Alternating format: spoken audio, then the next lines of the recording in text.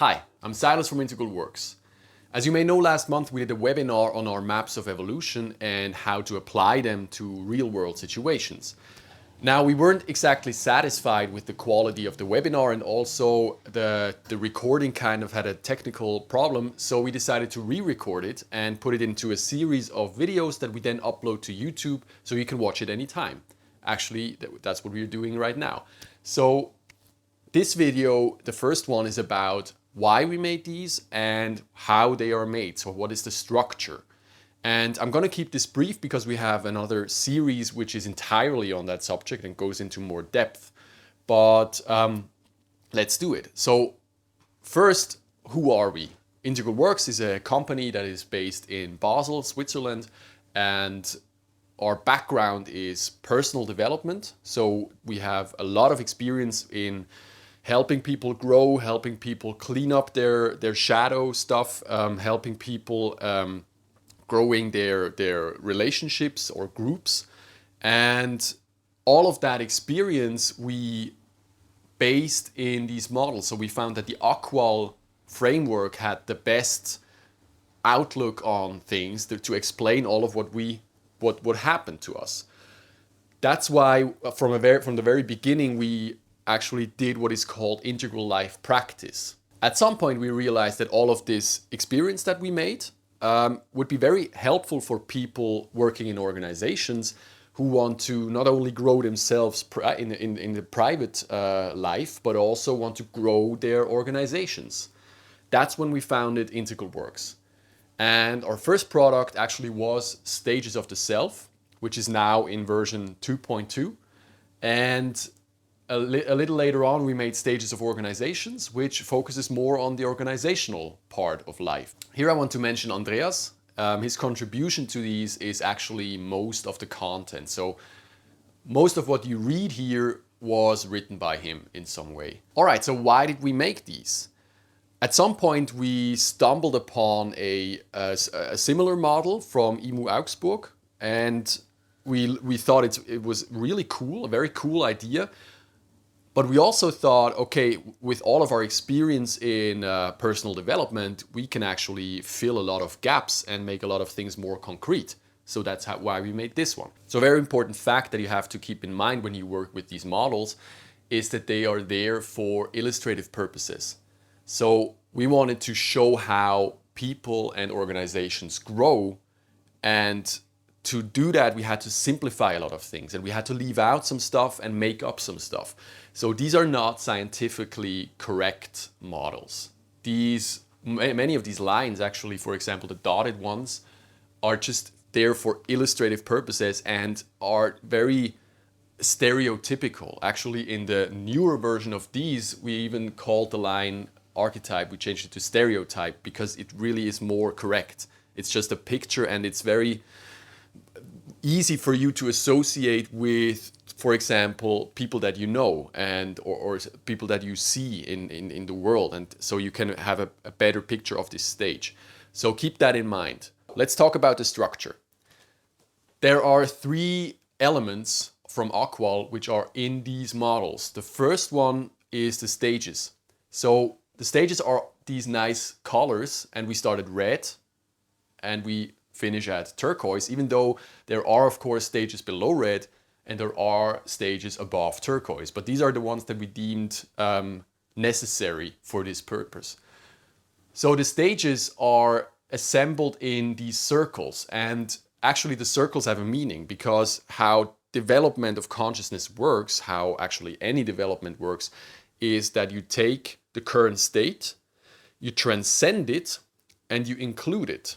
So the next stage, let's say orange, includes both amber and red. You grow above your stage that you were before, and you keep aspects of the old stage in you. So all of these stages that are beneath your current stage are actually now working inside you, and that is very important to realize. The second element here are the lines. So all of these white lines, they are lines of development. So a line of development is something you can understand it kind of like a competence that you develop. So Me, for example, I would say that I'm pretty clever, so my cognition would be a little further along. Whereas if you want to talk to me about aesthetics, I'm gonna point you to another person because that line is not as far along. There's a discrepancy there. And discrepancy is something that is very important to spot and to realize. And that's actually one of the ways to apply these models.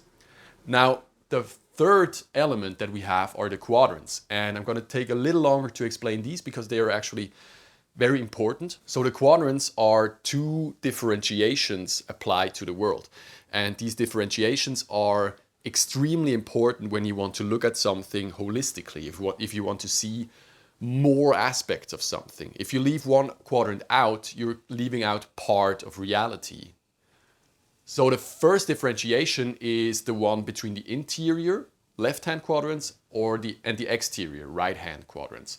So interior is everything that is on the inside of you. So not physically, but in the inside of your consciousness. For example, your emotions. They are on the inside. You will not find them on the outside. Mathematics. The square root of 2 is an idea in your mind. It's not something that you will ever find on the outside. The outside is everything that you can point to. So any thing that has a simple location, for example, my hand, is on the outside. It is here, I can touch it, I can measure it, I can make experiments with it. So to illustrate this, I like to take the example of a book. If you look at a book from the interior, you will find a story, you will find a meaning, you will find a message maybe, or even poems, pictures that are drawn in your mind when you read it. If you look at it from the outside, what you see is, okay, there's an object made up of paper, cellulose material, it has ink on it, it has weight and size and volume. That's all on the outside, but there is no meaning there. The meaning is kind of hidden in the structure, and it only comes into being when somebody reads the book, and the meaning will then be on the inside. That's the first differentiation of the quadrants. The second one is the one between individual and collective. So individual is anything that you see when you take a look at one thing. Our models look at humans, so the one thing here would be the human. If you look at one person, you will see needs, you will see emotions, you will see cognition, you will see a body, you will see movement and the way that they organize themselves.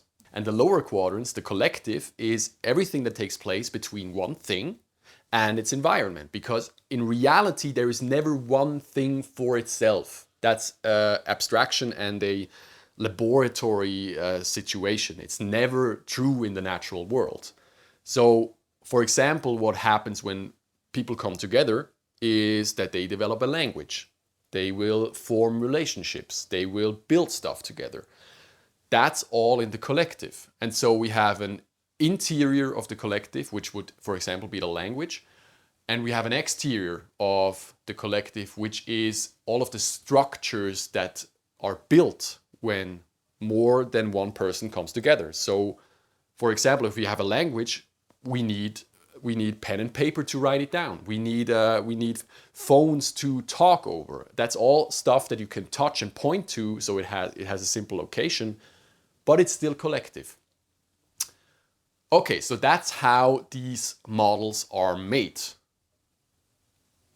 Actually, that's it. So I think that's it for the first video. And in the next one, I want to look at how to apply these models in a real situation.